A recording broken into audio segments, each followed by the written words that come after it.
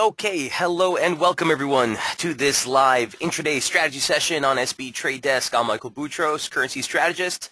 Good to be with you here today ahead of the FOMC. So obviously that's going to be the highlight of the day, guys. Heading to the close, we do also get the interest rate decision from the Reserve Bank of New Zealand. And certainly on the positioning, I think that's going to be an interesting play too as well. Swing trades are currently still holding those shorts from the 21st on that front. So we'll go through the current setups that I've featured on the intraday trade page, guys. And I do want to encourage you to throw out any questions, trade strategies, whether it's strategy-based or whether it's a specific pair or trade you're looking at. Do feel free to throw them on the message board, and we will jump right through them.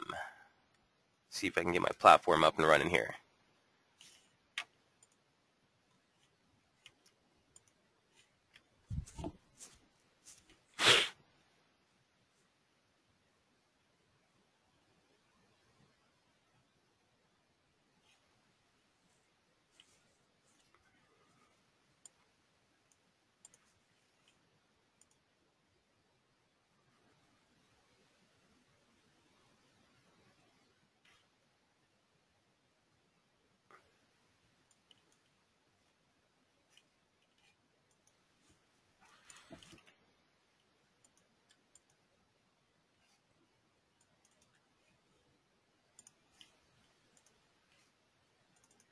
Sorry about that, guys. Okay, so let's jump right in.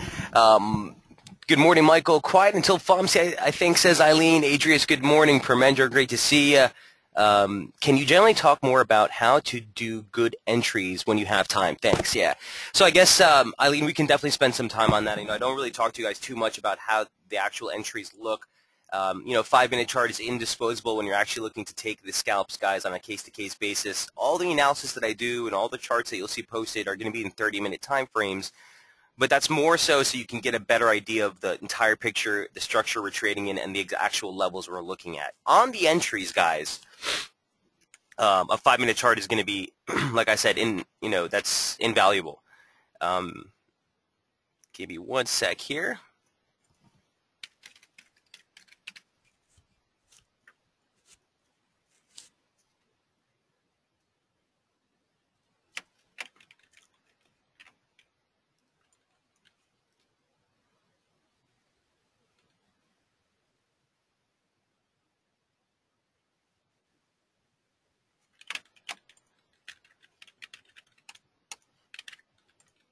Okay, so I'm bringing up my charts in a moment. Just wanted to show you the way the screen is set up when I'm actually trading. So typically I'll have the 30-minute charts that you see posted on SB with all the levels mapped out, the invalidation reference points, the triggers we're looking for, and then the 5-minute chart comes in as the actual entry. Okay, so here's actually the trade that we took last night on the Sterling CAD. I posted this on SB. We took a loss on this one as we were trying to call a high. Look, when you're trying to call a high, guys, we've talked about this a lot in the room.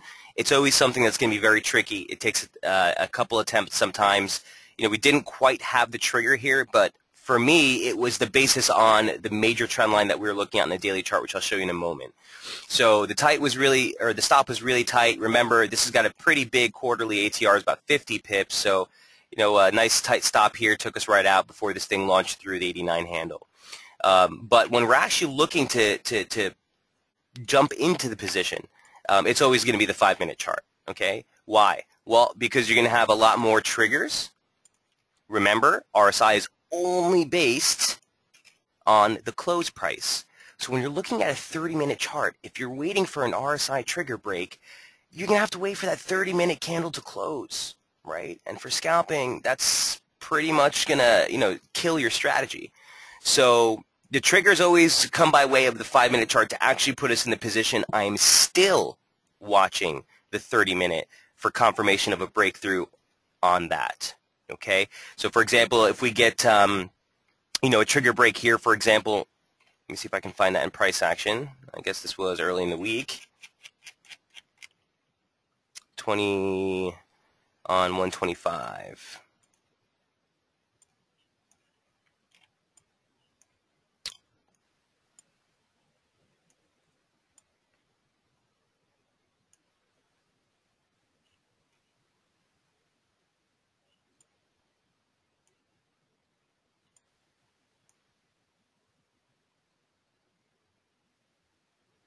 Oh, so that is the trigger actually, right here.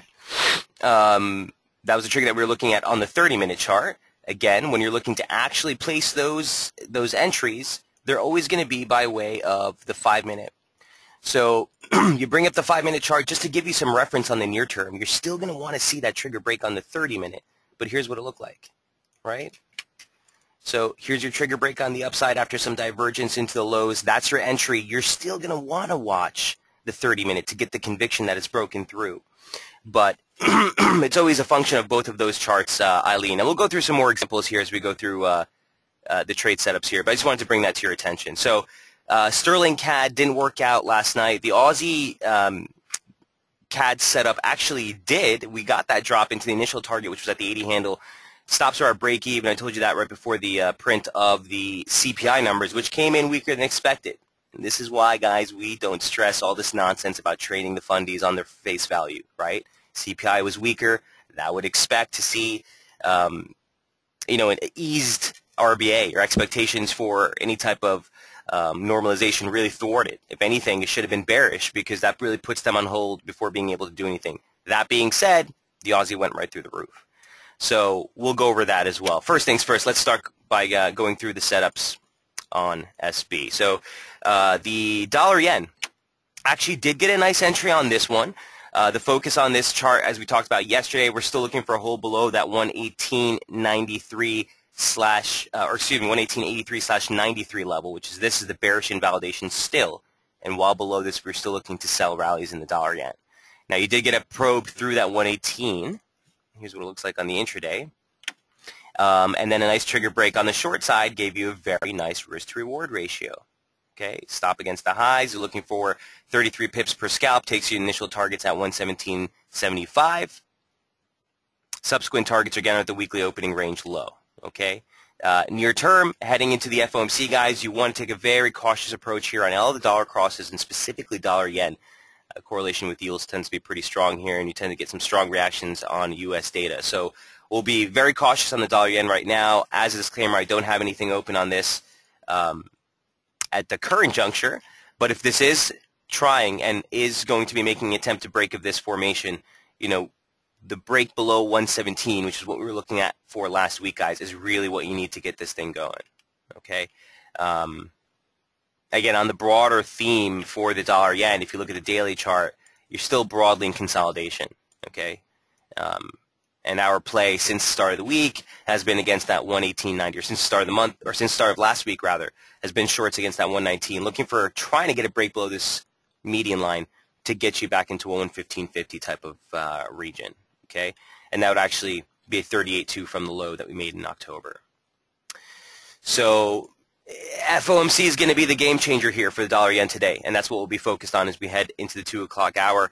By the way, as a quick housekeeping note, also you do have Jamie Satley, guys, who will be coming on for the intra-week or the weekly strategy session at 1 o'clock. I'll be hopping on the mic right after at 2 to cover live with you guys the FOMC interest rate decision. We'll read that policy statement together, take a quick look at what current price action is doing, and give you guys a quick synopsis before we wrap up the session. So definitely look forward to that. Stay tuned at 1 o'clock. Again, we'll have Jamie, and then at 2 o'clock we'll do live coverage of the FOMC interest rate decision. For the dollar yen, guys, none of those levels have changed. Okay, so the same levels that are highlighted in that piece on SB are same levels that we're looking to play. On its face value, guys, at the end of the day, you have a very clearly defined opening range for the week, and that's basically 117.35. I won't necessarily stress that stretch. I'll use that 50% retracement at 117.35 and 118.50 is what I'm using as the weekly opening range. And you saw yesterday's pull into the opening range low, held like a charm. All right. So heading into the FOMC, that's the range break you really need to be concerned about. 18.50 pop, you look for a break above this, which was the bearish invalidation level since last week and remains that. Meaning if we get a pop above 118.91, forget the short side of the trade. We'll be right back on the long. And if we get a break and weakness below 17.35, that would be an objective break of the weekly opening range. You're looking at targets at 117 and then 116.50. Questions on dollar yen. And Eileen, we'll show you some more entries on the near term there for the intraday scalps. Okay, so that one's range bound. We'll continue to watch as we head into the session. The other trades that we've been following on the intraday page was Aussie CAD, and this is the one I was most active in last night. I actually gave you 2 updates on this one right after the print of the CPI. So again, here you have a very clearly ascertainable opening range for the week. The low comes in at 97.65. The high comes in right around 99.28. We've been playing the short side ever since that long. Excuse me, we talked about this yesterday in the webinar. A downside break here. Unfortunately, we got out a little early, and I booked that trade at 98.47, 7 pips ahead of target. I gave you a tweet on that when that went down. The decline here didn't yield much. On the rebound, though, I did jump into a short position again, and I'll show you this in a moment on the live charts. There was actually a pretty nice trigger as you came back into this resistance region. The limit was at 98, okay? You want to put your limits on the inside. So, in fact, on this pullback, we did get out at 98.08 as this thing jackknifed right off the 98 handle. Right ahead of the print, you brought the stops to break even, and, you know, obviously on that spread, you got taken out pretty quick. It's a good thing we did. And one thing I want to say is this, guys. I got a lot of people on Twitter yesterday and emails coming in saying, Mike, do you want to fade this move in Aussie CAD? I know that we're bearish, but we're right back at the bearish invalidation level. Is it worth a shot to take a short against that high?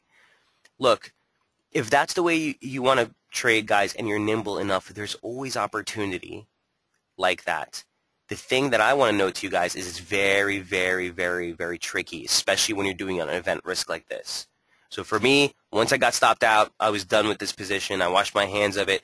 I did sit there for a couple of minutes to see what reaction we got at 99.28. If there was some sort of momentum trigger on the short side or something to tell me to fade it, nothing materialized.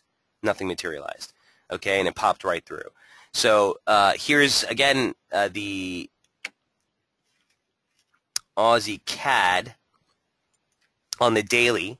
And again, I just want to reiterate why 98.28 was our bearish invalidation level. Okay, it's backed by the 200-day moving average.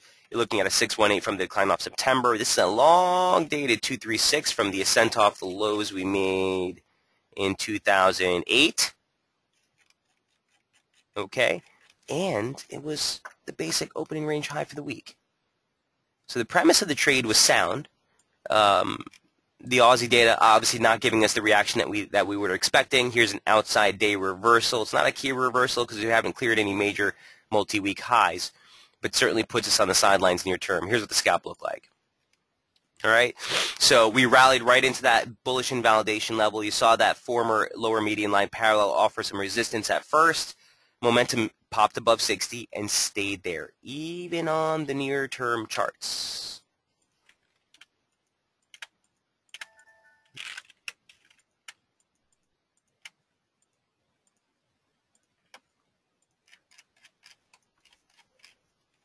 Okay, even on the near-term charts. Here's what it looks like on the 5-minute, guys, on that break last night. Really, there's nothing here to even tell us to try to press the short.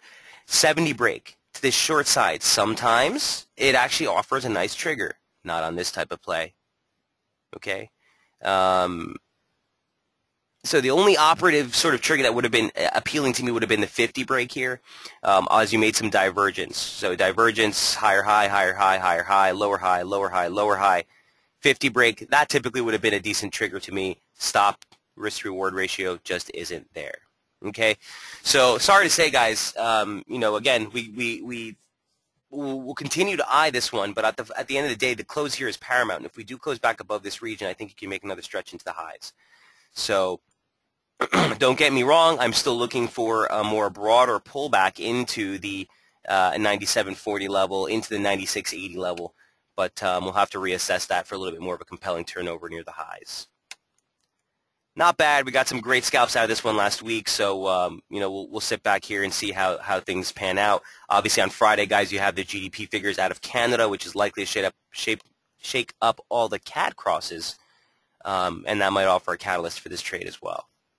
Any questions on dollar yen or Aussie CAD so far?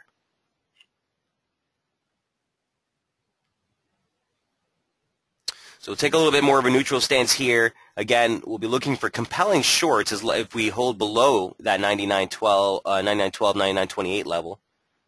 But it's going to have to be a pretty compelling signal to put me back on the short side on this one.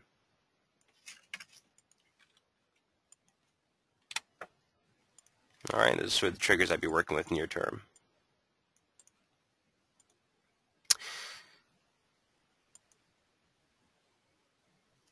Okay, Brian, thanks for that. I love the, he says, no, sir. Okay. Pooja says, I tried to take along an Aussie CAD on a break of 99.28 in Europe today, but obviously it didn't work. On a break of 99.28 in Europe? Yeah, not in European trade. Pooja, that would have worked last night, okay, during the Asia Pac session. As soon as this came into this, in fact, if you look at this on a 30-minute time frame, you didn't actually break that level at 99.28 on a closed basis until about 2 hours after the release. Okay, and again, let's bring in that 5-minute chart and look and see what that looked like.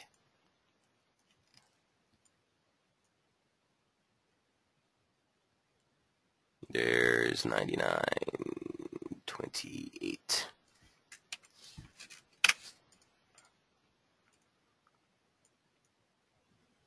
Yeah, I would have been hard pressed to tell you to try to take a long from this level. Remember, Pooja, objectively, it's very hard to, even from a scalp basis, to try to jump on a long exposure trade after you've made a 150 pip rally.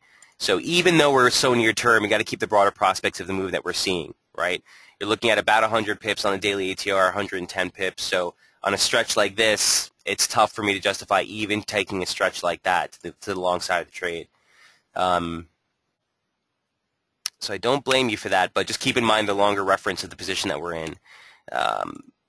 Mike, your views levels to go long sterling yen. So Aegis, we'll definitely take a look at that. Let me just get through these setups real quick, and we will jump into your question. So Pooja, does that answer your question, or does that offer some clarity?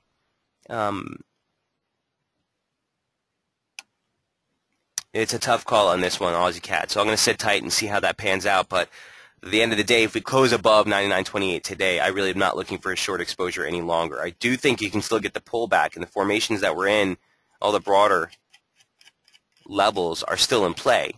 Okay, you can see that this is the original pitchfork that we work in. These are all just parallels of that same trade. This is a parallel from the low that you made in November. Caught the high here exactly. This is a parallel from that first blip high or a swing high that you made on 22nd. Caught resistance, resistance, support, support. Okay, here's the actual concerted median line parallel. So we want to keep those broader trend lines in view. End of the day, I need to see this thing close below 99.28 before I try to even look on the south side again. Momentum signature since that break last night still remains pretty constructive. Over print over 60, and here we are turning ahead of 40. Doesn't really want me, or doesn't leave me really excited to try to fade this move just yet.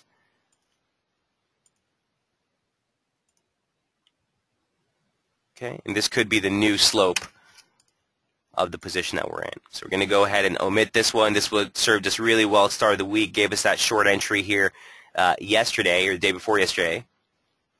Offered some resistance on the way up. Now, more recent price action gives a little bit more validation or conviction of trying to use this slope. All right. Pooja says, I understand, yeah, it was a very large range already. Exactly, exactly. So that's the one thing I always want to keep in mind. That's why these quarterly, or the ATRs in general, guys, are something that I always keep in mind on, especially on a jacked move like that. Sure, this was the invalidation level, and you do want to be constructive above it, but even on that swing, to try to press it afterwards is going to be a difficult task. So I hear you on that, Pooja. Next on the list for trades we've been following from the intraday standpoint is going to be the sterling. I want to talk about the sterling CAD real quick because this is one we actually ate a stop on yesterday. So I published a couple of different things on this yesterday, guys. Here was a chart I put on SB Squawk yesterday, and it really just shows those drifters that Jamie talks about so much in the median line parallel of this slope right here. If you extend it off the highs we made from September, caught the highs almost to the pip. And it's on this premise and the fact that momentum was holding below 70 that I thought it prudent to try to take a short against that region. On the near-term charts, guys, this was a major resistance confluence. You can't see it here, but you can see it here. Okay, this is a 1618 confluence with the highs that you made. Oh, well, this was the previous high, okay? And this was that stretch into that trend line that you saw on the daily chart. Here's what it looks like on the daily chart. Okay, there's that trend line. So yesterday, as we came to that, made a perfect tag. Momentum looked like it was holding below 60. You know, it might have been an early call, trying to call highs here, a foolish task on my hand, but I thought it was worth a shot. So we did take a position right here as momentum looked like it was breaking 50 in the 30 minutes, and I wanted to show you the 5 minute.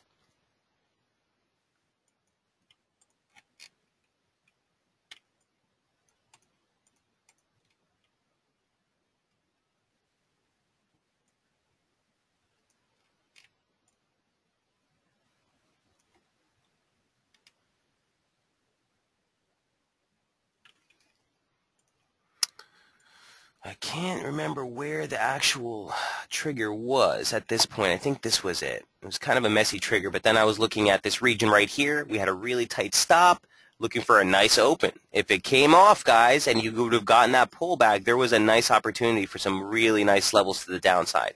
Long story short, you got a little bit of a fake out. It pushed through, not much. Okay, at the end of the day, even the 40 level held in momentum. As soon as the thing popped through, here was the trigger that got me out. It was on this break here on the 5 minute. As soon as we went through it, sayonara. I don't want to be a part of this trade, and we ate that 28 pip loss. So another thing that we don't talk about enough, guys, here sometimes is not only do we want to use these resistance, support, and resistance triggers in momentum as triggers to get into the position, but oftentimes they can be a very great help on when you want to be out of a position, or when the position's going against you, or when what your expectations aren't happening. You know, they can also be a level at which prompts action to dump a trade or get out of a position. That's exactly what happened last night. So it's a good thing we did. The break above has us now bobbling above that former resistance level we were looking to hold. Now is offering some support. And at the end of the day, guys, it's a very strong trade. I mean, on the daily chart, beyond this region, I really don't have anything to 190. And I noted that in the report yesterday. Above that, 91.50, 91.90. Okay, it does have a very healthy ATR. You're looking at 190 pips per day, so you do have you know, that room there for a nice 50 pip run per scalp. All right. Long story short, at this point, you stay constructive while above that upper median line parallel from the decline, or the ascent rather, off the September lows. Right now, that comes in just about yesterday's low. Okay, 87.50, and you're looking higher while above that region, looking for 90.10. The upper median line parallel, which currently comes right around 90.50, and then the 91.50, 91.90 region. All right.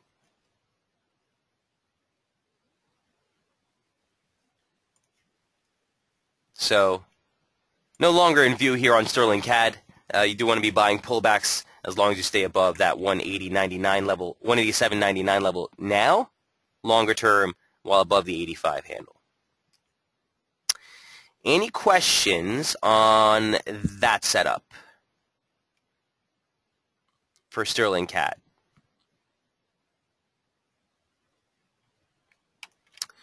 All right, so Kiwi Yen's next up on tap. Kiwi Yen looks like it was making, did it break? It was looking like it was making a break of the weekly opening range just a couple of minutes ago before, nope, it held.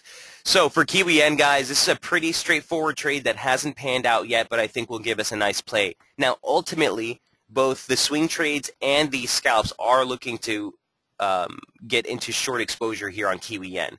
Near term, and I'm talking near term as from the scalp prospect, if we pop through the opening range high, I think you have an opportunity to take that long into a level of which we would like to take a short position off of. As we noted yesterday in the report, the opening range for the week is very well defined. You're basically looking at 88, 88.10 on the highs. You're looking at 87 as the short or as the support level for the opening range low for the week. And basically, we're looking for this break, guys, to give us a near-term directional buy. So if we do see the top side give out, you're looking at 88.65. Another level was just around the 89 handle, if I'm not mistaken. I know, oops, I think Jamie's looking at 88.45, 88.65, something like that.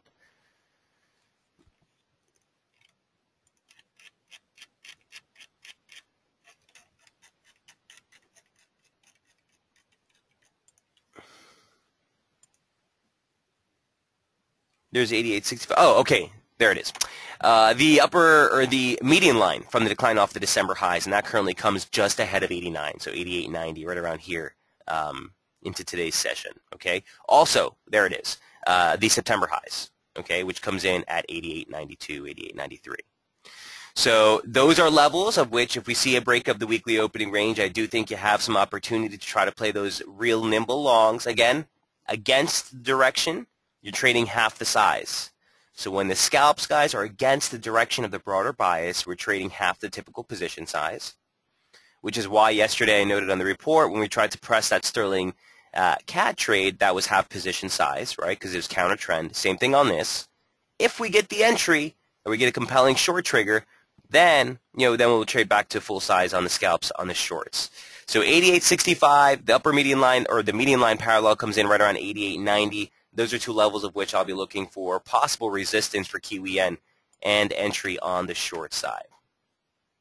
Okay, not surprised necessarily to see this bump here. Okay, a beautiful overlap. These are my favorite plays. A 1.618 off the high, 6.18 off the low. Nice confluence on a closed basis, guys. Catching the lows pretty well. All right, so we're going to have to see that level give out to ultimately get the extension play to the downside, but you're looking at 86.30 in such a scenario, 85.60 here. And again, this is a multi-year trendline support that dates back to the lows we made last year in September. I'm sorry, this is the 2013 September low. So the daily chart highlights 87.40 is major key resistance, 88.65 is major key 88.40 is major key support, 88.65 is major key resistance. And again, if the opening range breaks to the upside, we'll be looking to use that rally to possibly get some favorable short entries higher up. I'm just going to highlight that 88.90 level here. All right. On the 5-minute triggers, do you wait for those to close, says Eileen. Yeah, typically I will want to wait to see those close, Eileen. For sure. It's very hard for me to justify anything else because at the end of the day, the oscillator is only based on the close price. So if price, spikes into a major high or a major low, you'll see this oscillator really give you a reading that has no validity or bearing whatsoever. So you do want to see those close. At the end of the day, also, Eileen, you want to be savvy. You know what I mean? You want to watch what price action is doing. If the break is a break of the, of the U.S. opening range or the weekly opening range, yeah, there's nothing magical about these oscillators, guys. It's very important to note. We talk about them a lot as using triggers and being ways to, graphically see a shift in momentum, but there's nothing forward-looking about them. This is all backwards-looking, telling you what happened, not what's going to happen. So my focus is more on price action, Eileen. The trigger doesn't validate until until that candle closes. But if price action is pretty compelling and you're seeing that sort of clearly looking for a break or there's a catalyst to move it, then you don't necessarily need to wait for the candle close. It's a case-to-case basis, Eileen. I don't want to necessarily say wait every time because sometimes it's just so obvious that you don't necessarily want to waste your time and forego some of those profits just to see the candle close. Does that make sense? I know it's not a straight answer, but it's the truth. She says, okay, makes sense, I understand. That's the experience. Exactly. Sometimes it's just experience that you need. For example, there are a lot of times if momentum is coming into the 60 region, you're getting some divergence, and it's a pretty big level. Sometimes I don't even need a trigger, right? The risk to reward is there. It's a huge level. It's also the opening range high. Let me trade against it. So for me, more important than anything in this type of strategy is where is your stop. The triggers are there just as a way to, like I said, to illustrate a graphical representation of a shift in momentum. But if price and the broader risk-reward trade or the broader risk-reward on the trade is there, there's nothing wrong with making that position or taking that position, Eileen. And then even when you take the position, I still watch for those triggers to give out. So Eileen, let's say I have an example where, price is coming into a major resistance and I don't necessarily have a trigger, but I have divergence. It's the opening range high. It looks like it's been waning. Yeah, I'll take that position, but I'll still wait to watch that trigger break. And if it doesn't break and it charges a rebound, that might be an indication for me maybe that I don't want to be in that position.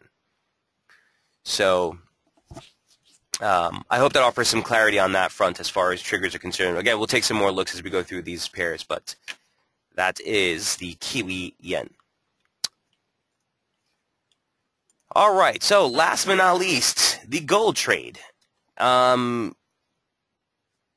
The clearest of the commodities. I don't really want to bore you guys by just telling you, going through that setup every day, but it's really so ridiculously textbook. If you know, we turned bearish last week when this thing came into the upper median line parallel from the ascent off the lows they made in November. It was an overshoot of the 764 retracement and the 786 retracement for that matter. And the momentum was turning over, and you got that trigger break last week. It shifted us to the downside. Near-term targets are 1280 and 1262 into 1268. 1262, 1268 just missed yesterday. The low was right around 1272. Let's see, the actual low was 1272. So this is the bullish invalidation level. While above this, the medium-term broader trade stays constructive. Scalp-wise, I'm still looking against this region for a possible stretch here where I'd like to get back on the long side. All right. Again, this is a trade that you want to watch very closely today ahead of the FOMC interest rate decision. With that, guys, as far as the FOMC rate decision is concerned, again, we'll cover it live, but the thing that we'll be looking for is if the new vote count, remember, we've lost 2 dissenters, okay, who were very vocal about wanting to normalize policy. The argument that needs to be made here, or the argument that's being made on a lot of the research that we cover here is, if they leave interest rates rock bottom right now, God forbid we do get another turnover in equities or we do get a broader market turnover, there's really not much additional tools at their disposal that they could use to really aggressively ease.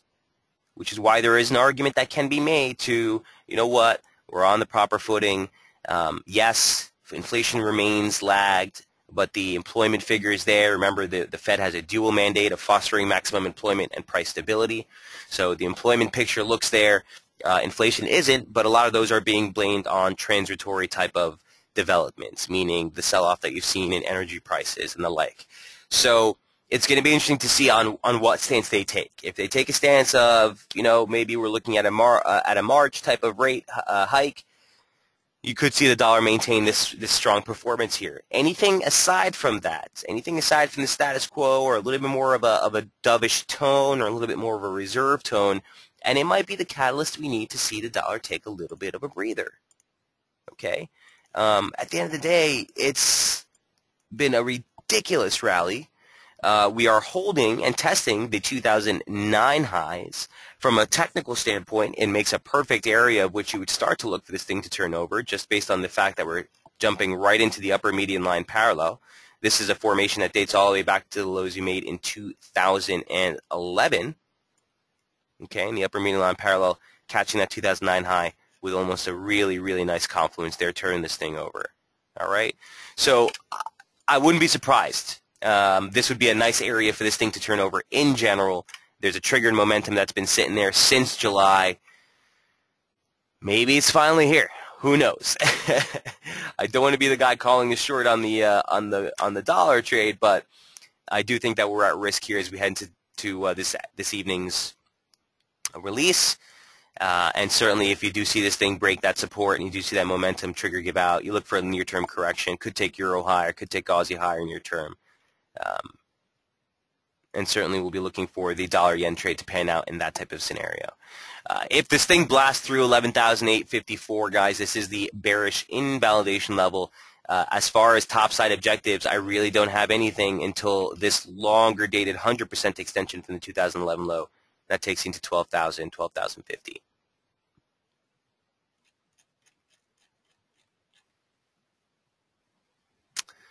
All right, so with that focus on the dollar is why gold will be a very interesting call here, okay?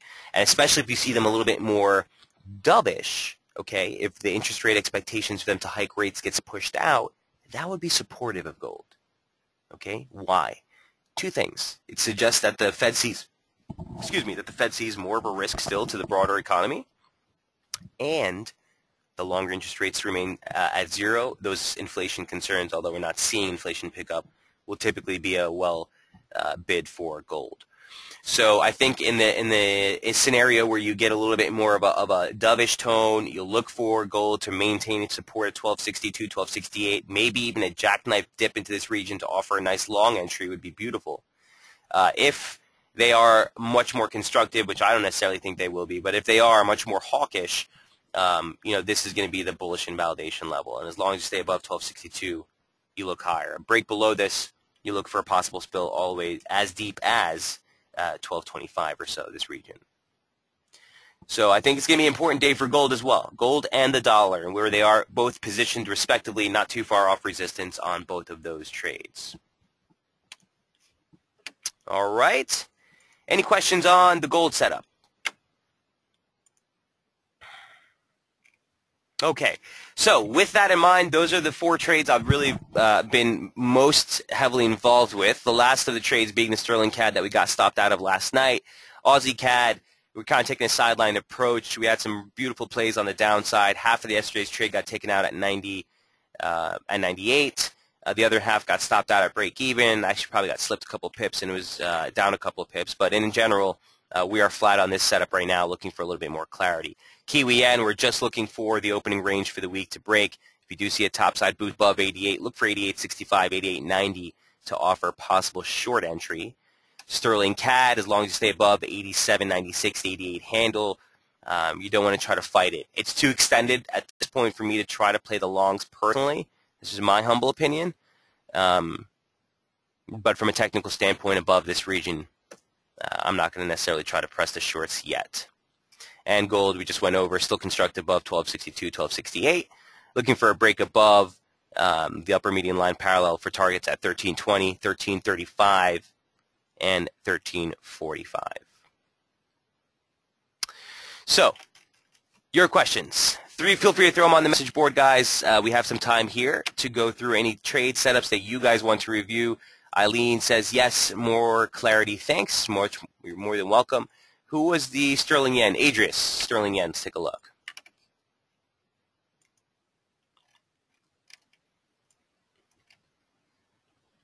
Right.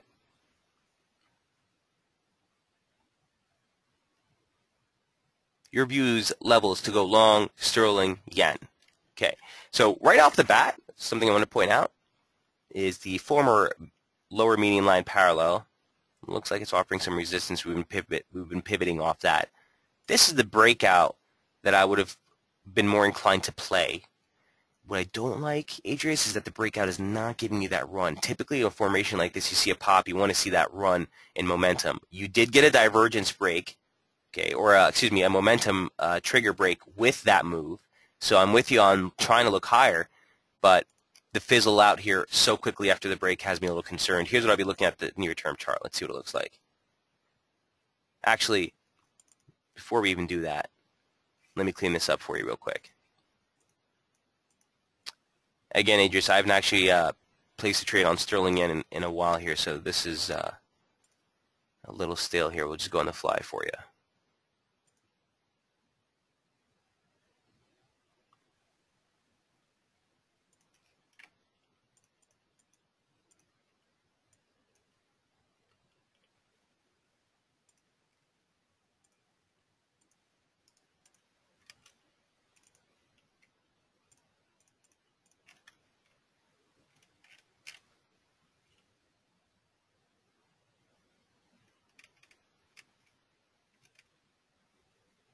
This is the high day close from September. Not as effective, so we'll get rid of that. Okay. Basic retracement off the high. And we'll jump into the near-term chart. 236, 38, okay.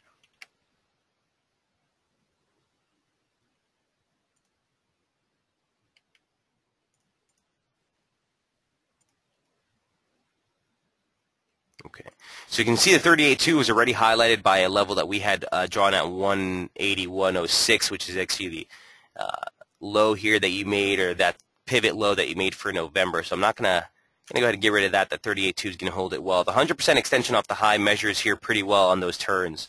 So I'm going to highlight this region as a near-term region of resistance that we need to get through on a couple of different accounts. Obviously, you have that 236 from the decline. You have the 100 off the high. But more importantly, and something we just noted, is that lower median line parallel. Okay, so this is sort of the range of which if we see that topside break, I'd be much more inclined to play the longs.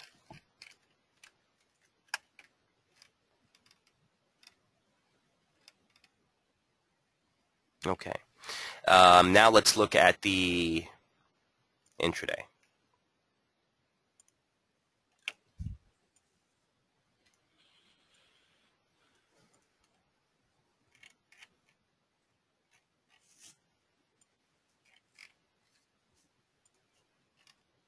Oh yeah, we looked at this yesterday here in the scalp webinar. I'm sorry, on Daily FX on Monday. That's where this came from. All right, so here's what we're looking for. This is the same median line slope that we talked about on the daily chart. Right? So the break to the upside, you'd want to see that give us more run. A break of resistance, check as support, rebound at 40, rally take you through 60 again, keeps the focus on the upside. It's just that you're running into this resistance at 79.19, 79.20. So you could get a little bit of a pullback later before this pulls off. It does look like it could be a 1, 2, 3, 4, 5 type deal. So you would look for a possible pullback into the median line parallel to get back on the long side. But here are the levels I'd be looking at.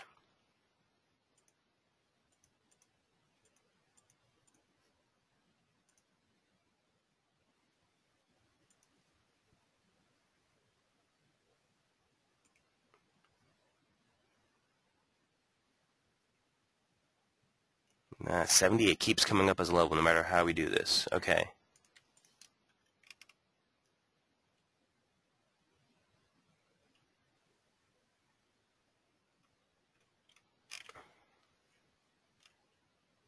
Okay, I'm going to draw this line here. And we can go ahead and get rid of that 38.2. And we'll get rid of the 50. Okay, so here's how I'd play this, guys. Just a quick note on what we're looking for. I'm not really going to stress this 38.2 any longer here. Or this 236 rather. More so, I'm going to highlight this region. In fact, yeah, it's the highs. Okay, so these are the levels I'd be working with as a scalp for the sterling yen. And one thing I want to highlight is this: you've been putting in some divergence into this high. Okay, so price action making a higher high, the oscillator making a lower high, which puts any type of trigger that we're looking at right now as an operative play. Remember, triggers post divergence are going to be your strongest plays. Meaning, if you have divergence into the highs followed by a trigger break on the short, that's a great technical indication to jump into the position. If we have some divergence into the lows followed by a resistance trigger break, those are going to be your strongest long positions. So the fact that we made this into the highs for the week, we've made this divergence, has me looking for trigger breaks on the south side. That's one thing. The other one thing I do want to point out is, lost my train of thought here. Oh, the fact that we broke this trendline resistance check to support keeps this as an operative invalidation level. So as long as we stay above that, you do want to be buying dips in sterling yen. Remember that we're looking for the short side of the yen. So we are looking for possible yen strength. So for sterling yen, I do want to just note that this would actually be a nice hedge for anyone who's in the dollar yen scalp for something that would be yen weakness on a topside break or a pullback here with a nice entry. I'd be looking to play the longs. There is an operative trigger I would be looking at, and that's this one right here.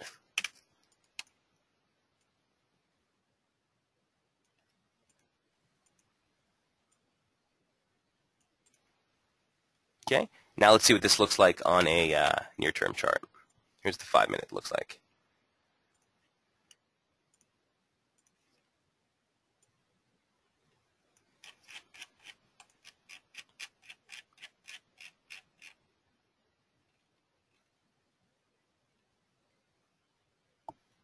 Okay, so actually here, support trigger just gave out. Okay, this would actually be an operative trigger for short exposure. Why? Your stop is really well defined. You have a very well defined high that you've been bobbling over for the entire week. You're essentially trading against the opening range high. Momentum divergence into the highs. So Eileen, this is a good lesson here. Price action higher high, the oscillator lower high, followed by trigger break. I'll take that trade 10 times out of 10. Take a short against the high for the session. You're looking for a 50 pip gain from 79.15 or so. So you still got a ways to go here, but the signal is there. Okay, the signal is there. So to answer your question, Adrius, immediately, not necessarily looking for long triggers. Okay, even if this trigger gives out, why is it not an operative trade? It's because we're going to put your stop on a trade like that. We're going to put your stop on a trade like that. So guys, it's very important to keep that in mind. You know, that's the pitfall of trading near term, is that sometimes you have a signal, sometimes you see the trigger, sometimes even the direction of the trade that you're looking for works out perfectly. But if you don't have a near-term level to trade against as a stop, you're simply chasing. That's where a strategy breaks down from being a strategy to someone who's just chasing the markets. Okay, so I wouldn't necessarily be inclined to take a long with a break above this.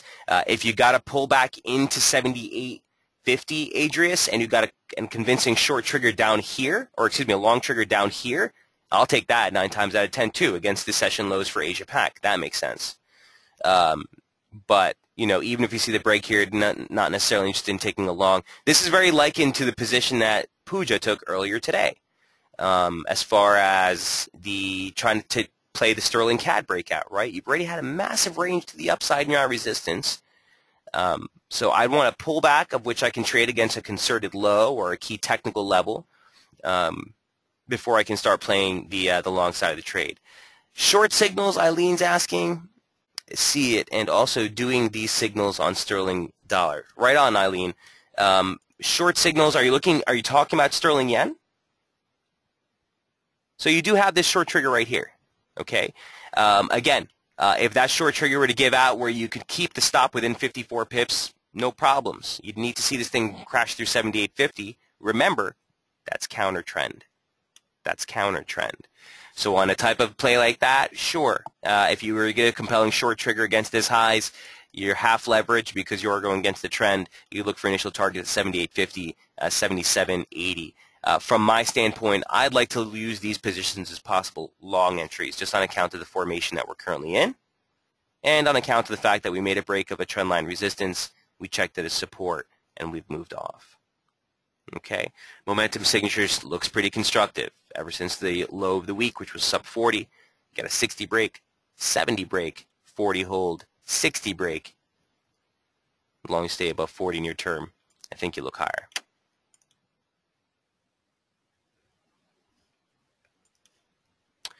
I think Eileen's talking about sterling dollar. Says sterling short signals good.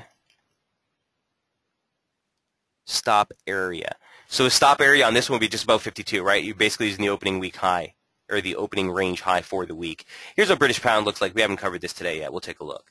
So we talked about yesterday the fact if we closed and pushed finally above 150.80, we want to stay constructive, and I think that's what we just got. Adrius says, thank you, exclamation mark, makes sense. Right on, Adrius. I like the way you're thinking, man. I like that level in general. I would just be cautious up here. If you get the pullback, sure. But sterling yen's my trade of the year. So I do think from a fundamental and technical standpoint in the longer term, we should see that pretty well supported. But for the pound, Eileen, let me know if it makes sense. She says, yes, just above 52.19. Okay, let me ask you something on this. First of all, you have Fomc on tap today, right? So you don't want to forget that. And second of all,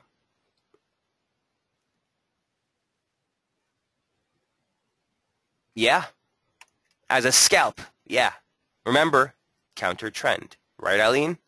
So you'd be trading half the position size here that you typically would because the opening range for the week clearly broke to the upside. And while you stay above 51, you have to stay constructive. So I do want to warn you, there's nothing wrong with counter trend scalping, guys. I Made a career out of that on the trade desk back in the day. But you do need to be mindful of the positioning size, okay? And a lot of people don't take that into account enough when they're trading, being dynamic with the position size per scalp. So sure, divergence into the highs. If we get a trigger break here, yeah, it would be a decent short position. That's not a trigger I'd be interested in. Take the low in price action, highlights this level, and this will probably be a more accurate slope to what's happening. Remember, 2 tags speculative, 3 tags confirms, 1 tag, 2 tags, 3, 4. I'm not going to really stress that false break. Puts the emphasis on that trigger. All right. Sometimes also you can use former resistance triggers as support. So if we look at something like this, for example, which could have been a nice long trigger here for the way up. Sometimes on the way down, that break further validates the turn. Okay, let's look at the 5-minute chart on sterling dollar.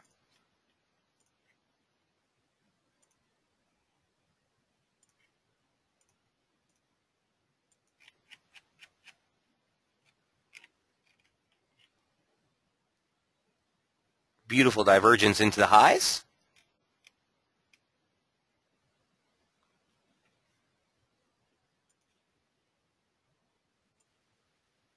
This would have been my trigger. Okay, this would have been my trigger. So Eileen, again, divergence into the highs, higher high in price, higher high in price, higher high in price. Remember, you're only looking at the close. You're not looking at the wicks. So bring it into a line chart is the easiest way to find it. Divergence into the highs followed by a trigger break. 9 times out of 10, I'll take that position. Really nice stop against the highs. Very, very clear. Looking for, 32 pips on the rundown against that level. That would have been a nice setup. A nice setup. Even on this rebound, look where momentum found resistance. It's exactly what you want to see. Stop would have been above this region anyway. So you'd be well in play on this position right now had that position panned out. You really would have gotten well above your 30 pip ATR. So Eileen, really nice high. It's exactly how I'd be looking at it. At this juncture from here, I don't necessarily have a compelling short trigger. So I don't necessarily think I'd be with you on that front to jump into any short exposure from here on out, especially with Fomc on tap. This is a trigger that would take me out of short exposure if we see the topside break. But good eye. I mean, that's exactly how I'd be looking to play this. And it's very important, guys, on a strategy like this, please, for the love of God, we have to make sure we're staying objective. Okay, meaning we have to leave the broader view in mind, and we have to make sure that every trade that we take, even if the directional bias of the trade works out, guys, if the risk reward isn't there, you can't take it. You've got to let some of them go. On a trade like this, Eileen, yeah, I would have loved to be short up there. That would have been a perfect 30 pip scalp ahead of the FOMC. Without a trigger from here, it's no play. And it's frustrating because sometimes you want to take the position and sometimes it even pans out. But for me, if the whole kit and caboodle isn't there, meaning you have a proper risk to reward, you have a trigger for entry, and you have a proper stop, then there's nothing here to be done.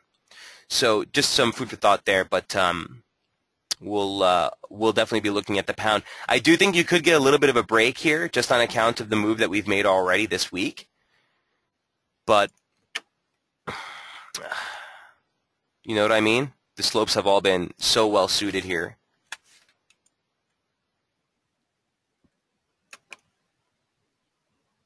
This is all based on the slope from that high that we made in July.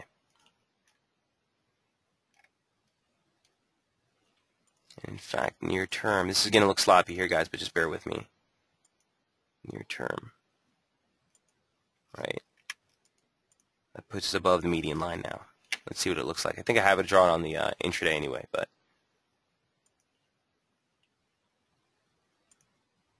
yeah, I do. All right. See how it pans out. Sterling, dollar, head and shoulders, Eileen says. Do you look at the head and shoulders on the short term? How short term, Eileen? This?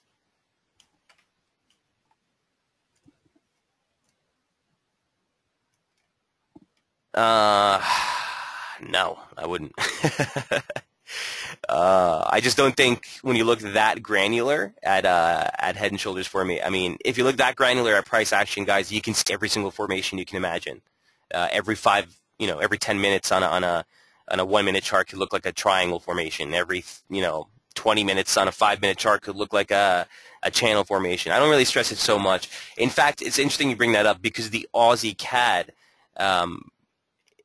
setup that we published yesterday, this to me looks like it could be a good head and shoulders formation. A little bit more well defined. This kind of messes things up right here, but right shoulder, left shoulder, head, right shoulder, neckline is right here, which is why we needed to see that break sub 97.75 to really get the validation for continuation lower.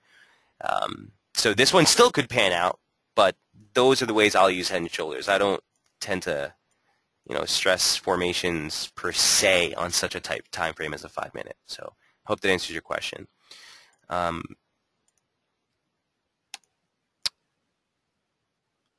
Okay, Dale says, LOL, I've been making money with yours and Jamie's trades and then been giving some of it back doing my own trades to see what I'm learning. And all I can say is I'm so glad I signed up with SB.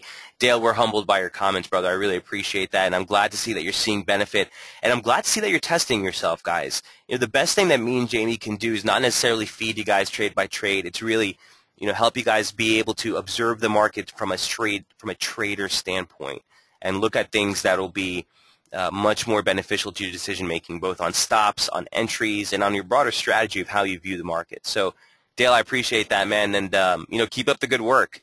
So let me know if there's anything that we can help you on with any specific topics. But it's great to see that you're trying to sort of devise these trade setups and positions on your own. Love to see it. Love it. All right. High five here, too, on glad to be with you guys in the service. I appreciate that as well. You guys are too kind. Okay, so another trade I just want to bring up is, well, let me take your question, Brian, on oil, because this is something that is on the, obviously, the market's headlines. Before we do, who was it here that asked about the DAX last week? Are you in the room? Someone was asking about the DAX, and this was right before, I think, or right after the break above 10,000, 1100, or 10,100 rather. I just wanted to show you guys something, pretty radical. The major level that we were looking for was this region right here at 10,959. It seemed like it was way out of a stretch from what we were trading at just earlier in the month, but here we are. We're almost there, guys. So this is the upper median line parallel of a formation that dates all the way back to the lows that you made in 2011. Okay, you can see that upper median line parallel just above the highs. Above that, you have a long-dated 100% extension. This is from the low that you made in October. And you had the current operative upper median line parallel from the ascent just off the lows we made back in December. So that was the target. You can see here, guys, we literally just missed it. Now, I wasn't in this one as a disclaimer. I don't trade the DAX on an intraday basis, but the formations and levels have been ridiculous. So I just wanted to leave this chart for you. Anyone who's trading the equities side of things or CFDs, the levels have been extremely clear here for the DAX 30. So feel free to take a snapshot of that for your reference if you need it. But oil for Brian. So a few weeks back, and I smile just because I caught a lot of heat on it, I did put out a tweet saying, watch out for a floor here in crude as we came into 47.70. Huge region of overlap, guys. This is a 1618 extension from the decline off the 2011 highs. Okay. And this is a long-dated 618 extension from the decline off the record high that you made on the financial crisis in 2008. So both of those levels lined up exactly at 47 into 47.70. We also had some really nice swing pivot lows here that were caught at that region, and a trend line that dates all the way back to, believe it or not, 1998. Okay, so a lot was lined up there. at that 47, 47.70 region. Until we clear above that on a weekly close basis, Brian, I don't necessarily want to fight it. I can tell you that I do think we are putting in a floor. I can tell you that if we do see a break above last week's high, which essentially necessitates a break above 51, I think you get a pretty decent rally here. And especially today as we head into the FOMC, if you see the dollar take a break or dollar take a pullback, that might be even better, right, to help us here with the dollar moving higher, or with the crude moving higher, rather. So on its face, you have divergence, divergence, divergence, price action, lower low, lower low, lower low. Remember, we're not talking about the spikes. We're only talking about the closes. So yes, momentum is waning. You did get a trigger break here. There's only there was three reference points. So it would have been a decent operative trigger, but price action didn't validate it. Okay. So I'm kind of hell-bent on doing anything on crude right now. I don't want to be the guy trying to call a low on such a massive downtrend. But between me and you, Brian, I do think that we've made, I do think that we're making a pretty strong attempt at trying to put in a low here, based on the momentum signature and what we're seeing in price. So, I didn't catch the low. He says, nice call, thanks. I didn't catch the low, Brian, but at least we start to look at where this thing is at jeopardy for a turn. I think as long as you stay in this region, that's sort of what I'm looking at. Brian, does that help? He says, I checked out your trading view charts on the website for overseas equities. Good stuff. Thanks. Hey, more than appreciate that, Brian. My pleasure, man. Adria says, I agree with Dale. I too sign up with another trade desk telling me trades, but if I don't know what I'm doing, that is a handicap. I need to know what I'm doing. So yes, I appreciate SB hands-on education for me as well. Adrius, I appreciate that. And guys, your comments are always greatly appreciated. Share everything with my man Jamie. And guys, also throughout the course of the service here, we're really receptive to your feedback. We're supposed to go full launch this month. Obviously, that got put off a little bit with all the delays that we're seeing. So we are going to be full launch here within the next couple of weeks. Your feedback is invaluable. So anything that you guys see, things you like, things you don't like, things you'd like to see, please feel free to shoot us an email at info@sbtradedesk.com. And me and Jamie are more than happy to try to comply with any requests that you guys make. So with that, guys, I will see you in a couple of hours when we kick off coverage of the FOMC interest rate decision later today. Till then, look, watch the opening range. U.S. markets just came online 3 minutes ago. We'll see how the volatility pans out, but I do expect that we'll see things kind of on an even keel simmer down here until the 2 o'clock hour when we head into that decision. Again, I will jump on the tail end of Jamie's webinar to give you that live read. We'll go through the policy statement and relevant price action on the back of that release. Brian says, maybe have an SB get-together. I'm always down for that, man. You never need to convince me to have a drink. So we'll see if we can put something together. Guys, I will see you in a couple of hours. Best of luck trading. And don't forget, Jamie will be live at 1 p.m. right ahead of that release to do his midweek strategy session. Till then, cheers, guys.